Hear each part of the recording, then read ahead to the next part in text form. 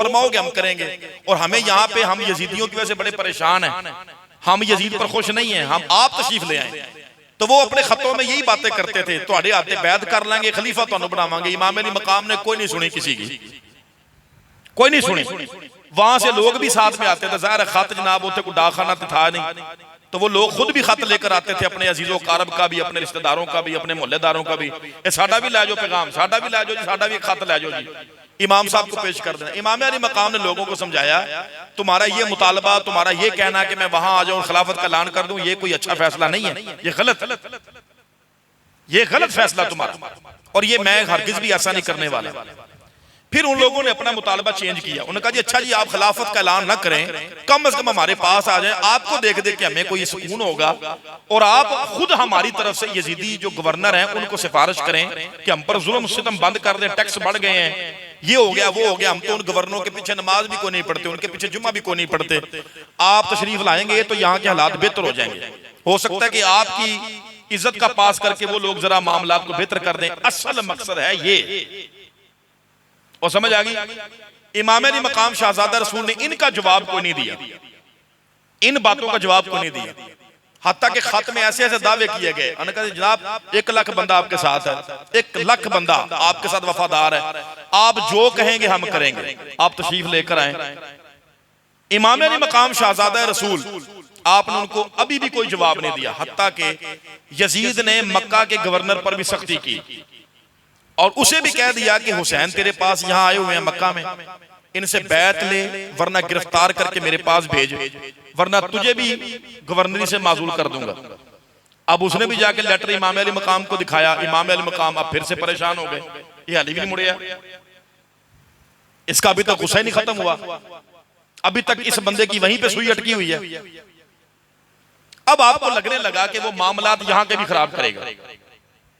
अब इमाम अली मकाम शाहजादा रसूल ने 2 बातों का, आपके पास 2 बातें थी, इनमें से कौन सी चुनूं? या तो मैं मक्का में ही रहूं, जिद कर जाऊं, लोगों को मेरी ढाल बनो, लोगों को लेकर यजीद से जंग करूं, या तो ये हो।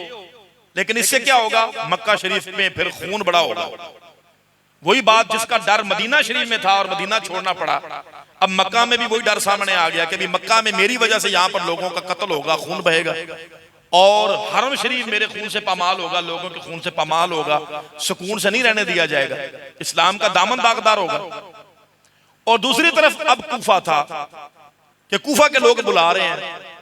फिर आपने एक फैसला फरमाया। क्या किया? फैसला फरमाया। और आपको यह भी पता था कूफी ला यूफी, कूफी वफादार नहीं है मेरे साथ, ना मेरे बाबा के साथ वफादार थे, ना मेरे भाईजान के साथ वफादार है, मेरे साथ क्या वफादारी निभानी। तो इमाम अली मकाम ने 2 बातों में से, 2 ऑप्शनों में से एक ऑप्शन को चुना। किसको चुना होगा? कूफा जाने को। किस लिए? ताकि हरम शरीफ मेरे खून से पामाल ना हो। पता जो चल गया कि यजीद सुकून से बैठने वाला नहीं है। अब 2 ही जगह है, या हरम शरीफ है और या फिर कूफा है। इनके अलावा किसी भी इलाके में जाऊं तो वहां की आवाम इतना ज्यादा मेरे साथ वो मामला नहीं करेंगे जितना ये कूफी दावे कर रहे हैं, या यहाँ पे हरम शरीफ के अंदर जो लोग हैं जिन्होंने मेरे साथ वफा करने के वादे किए हुए हैं। अब हरम में रहता हूं तो यहाँ पे खूरेजी होगी, हरम शरीफ की इज्जत पामाल होगी, और यहां से बाहर निकलता हूं तो जानी तो जान है ही, तो फिर मक्का में क्यों जाए, मक्का में क्यों मेरा खून बहे, मक्का शरीफ क्यों ये दागदार हो मेरे खून से। तो फिर अगर जानी है जान तो फिर बाहर निकलते हैं। और एक मर्तबा उनको भी आजमा लेते हैं जो कहते हैं साढ़े को लाओ जनाब, 1 लाख बंदा तुहाडे नाल, हुजूर साढ़े को लाओ, चलो वहां चलते हैं। जमीन जो तंग कर दी लोगों ने। अब मुझे बताएं, इमाम अली मकाम का मक्के से निकलना ये बुज़दिली है? हिकमत अमली है, इसको बुज़दिली नहीं कह सकते।